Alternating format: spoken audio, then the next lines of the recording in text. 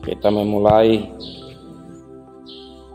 ibadah ini dengan menyanyi dari Kidung Jemaat nomor 13 bait 1 dan bait 2. Allah Bapa Tuhan kita mengangkat secara bersama-sama. Lahir dalam dunia ini, mati tapi bangkit lagi. Kaulah juru selamat kami. Kita berdoa. Dimuliakanlah namamu Allah Tritunggal, Bapa, Putra, dan Roh Kudus. Karena kasih setiamu yang tidak berubah, yang tiada berkesudahan dalam hidup ini, kami merasakan dalam hari-hari hidup kami.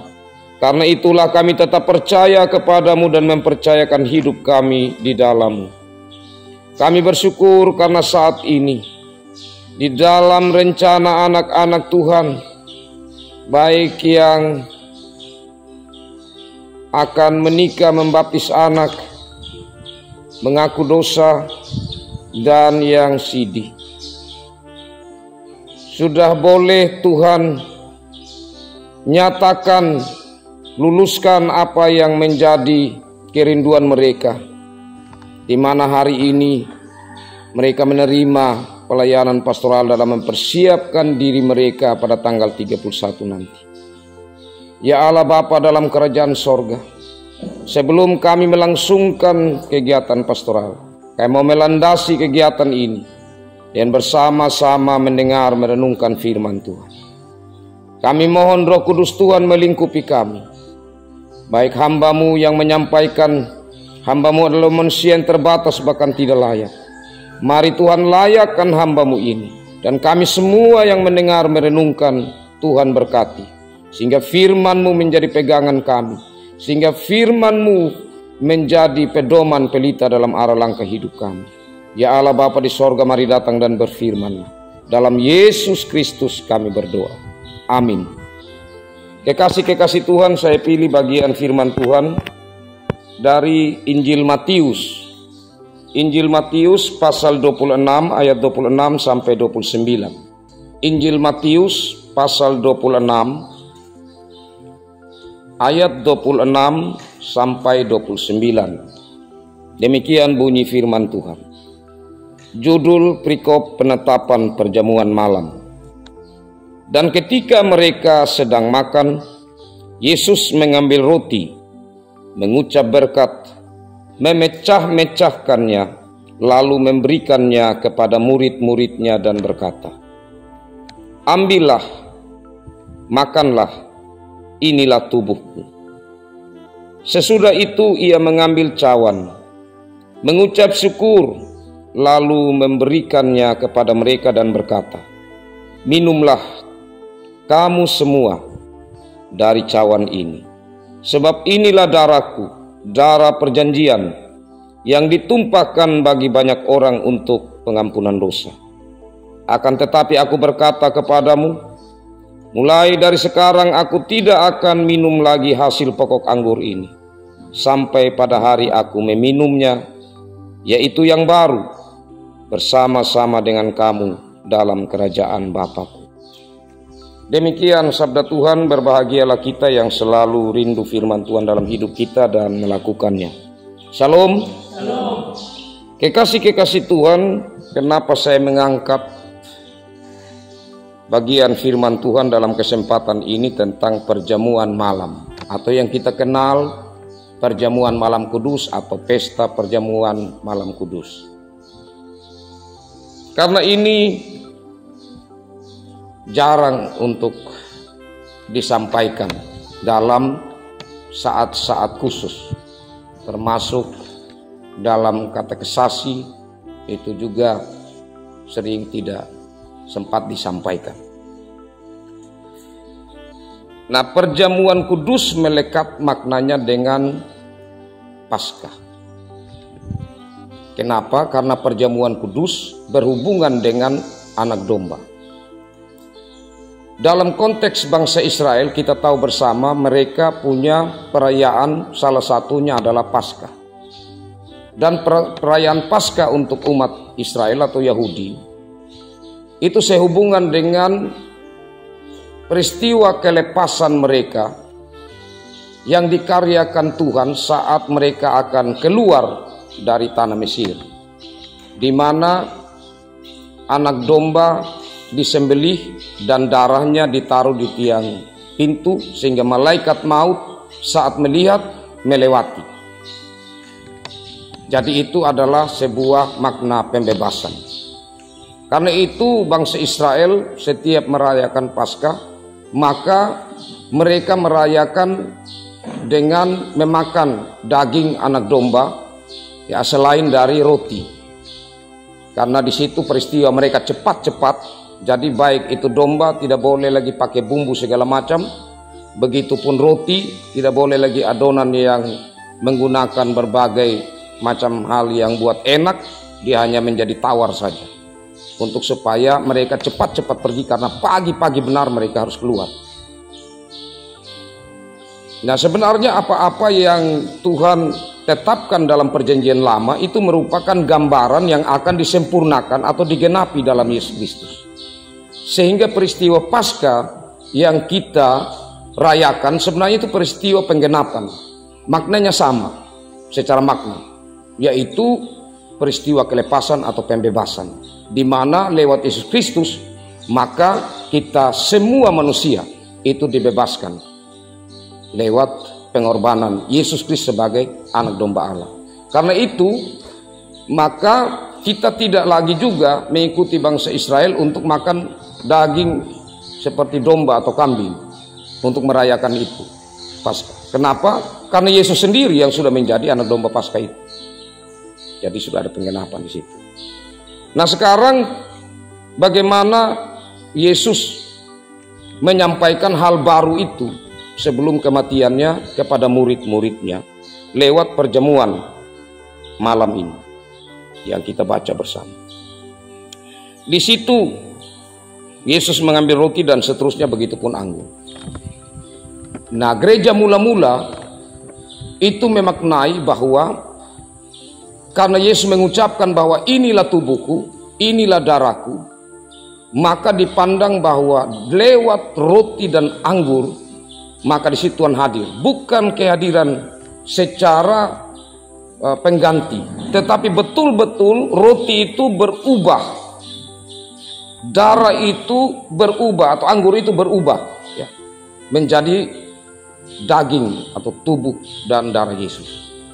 Nah, itu gereja mula-mula. Nah, sehingga kita mengingat atau mendengar bahwa seperti gereja Ortodoks maupun gereja Katolik, yang pertama tentunya mereka sama semua, Katolik. Tetapi kemudian terpisah Ortodoks dan Katolik. Katolik itu lebih kepada bagian barat, Yunani sampai ke Eropa, sedangkan bagian timur, bagian Arab itu gereja Ortodoks. Nah, mereka sama. Mereka punya pemahaman masih menggunakan akan makna yang didalami dan dilakukan oleh bapak-bapak gereja sebelumnya. Nah, tapi selanjutnya perubahan itu terjadi saat reformasi. Ya, peristiwa reformasi 1500-an, 1517. Nah, di situ mulai ada perubahan, di mana ada pandangan yang berbeda antara bapak-bapak reformator, bapak-bapak reformasi seperti Martin Luther, seperti John Calvin atau Johannes Calvin, dan Zwingli atau Ulrich Zwingli. Nah, ada perbedaan yang mana di dalam Martin Luther ya tidak serta-merta menerima bahwa betul-betul Yesus hadir itu menggantikan, ya, roti dan anggur itu. Nah, sedangkan menurut Martin Luther secara rohani, ya, meskipun juga secara fisik harus dimaknai, tetapi tidak sama sekali langsung menggantikan itu, bahwa itu adalah tubuh dan darah Yesus benar. Nah, dan tentunya seperti yang mengikuti ajaran atau latar belakang dari Martin Luther ini seperti Gemik. Nah, kemudian ada juga yang mengikuti ajaran Zwingli. Kalau Zwingli itu dia itu hanya lambang, ya, hanya lambang saja. Jadi kita hanya mengenang saja begitu bahwa itu bukan betul-betul tubuh dan darah Yesus, ya. Tapi untuk mengenang. Nah, sedangkan kalau John Calvin atau Calvin, ya, itu memandang bahwa Yesus tidak hadir secara fisik, tetapi juga bukan lambang semata. Dan kita GKS ada di situ ajaran Calvin, bahwa roti dan anggur itu harus menyatu antara kita dan Kristus lewat karya Roh Kudus.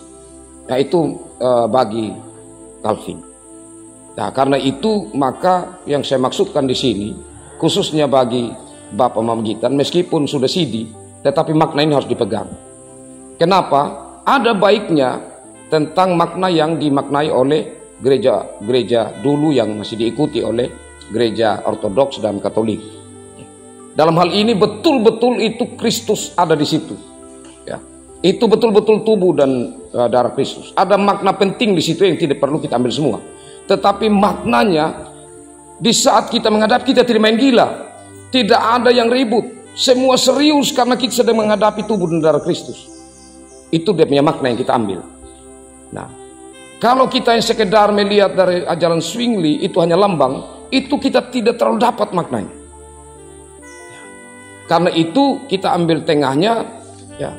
Tapi kita dalami, ambil makna yang lain juga dari gereja mula-mula, yaitu makna yang diambil oleh Calvin. Jadi kita betul-betul punya penyerahan diri dan membuka diri agar Roh Kudus berkarya sehingga makna itu benar-benar menjadi bagian kita. Ini juga khusus untuk angel yang akan menikmati perjamuan. Kenapa? Karena perjamuan itu adalah tanda kedewasaan iman. Perjamuan itu adalah tanda buah-buah iman atau penyesalan setelah jatuh dalam dosa, atau kita dipulihkan kembali. Maka makna itu harus kita pegang, sehingga dia akan terus menjadi bagian yang membangun iman percaya kita. Nah, selanjutnya yang terakhir, ini dikatakan oleh Yesus, aku berkata kepadamu, mulai dari sekarang aku tidak akan minum lagi hasil pokok anggur ini sampai pada hari aku meminumnya, yaitu yang baru bersama-sama dengan kamu dalam kerajaan Bapa. Jadi ini makna kesatuan dari Yesus Kristus yang memberi tubuh dan darahnya dengan roti dan anggur yang kita makan, kita minum, itu mau menyatakan bahwa Kristus di dalam kita dan kita di dalam Kristus. Nah, ini memiliki makna kekekalan, di mana pada akhirnya nanti kita tetap bersama-sama dengan Kristus dan menikmati jamuan kasih bersama-sama dengan Kristus. Ya, jamuan cinta kasih Allah. Kita ada di sekitar Allah, kita akan merasakan satu kebahagiaan yang sejati dan hidup yang sejati. Ya, jadi ini adalah sebuah pengharapan juga. Jadi iman dan juga ada pengharapan dan kasih yang akan kita nikmati dalam kekekalan.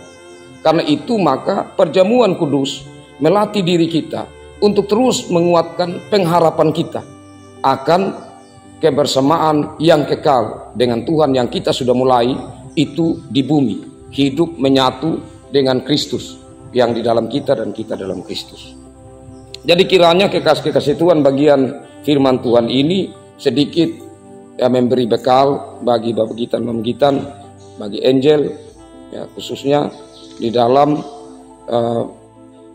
memaknai akan kehidupan yang baru, ya, yang telah diperbaharui di depan, dan juga kehidupan yang baru dalam artian kedewasaan iman yang salah satu tandanya adalah memaknai. Karena itu kenapa bukan anak kecil yang harus ikut perjamuan, harusnya sudah mengerti makna itu yang harus didapatkan. Tuhan memberkati firman-Nya dan memberkati kita semua. Amin. Saya ajak kita kembali memuliakan Tuhan sambil kita nyatakan ungkapan syukur kita dari Kidung Jemaat 387. Kidung Jemaat 387 kita nyanyikan baitnya yang kedua, ku heran oleh rahmat-Nya. Ia menjaga yang kutaruhkan hingga harinya kelak. Kita akan masuk di dalam doa. Saya mohon kesediaan Bapak kaum awam untuk pimpin kita dalam doa.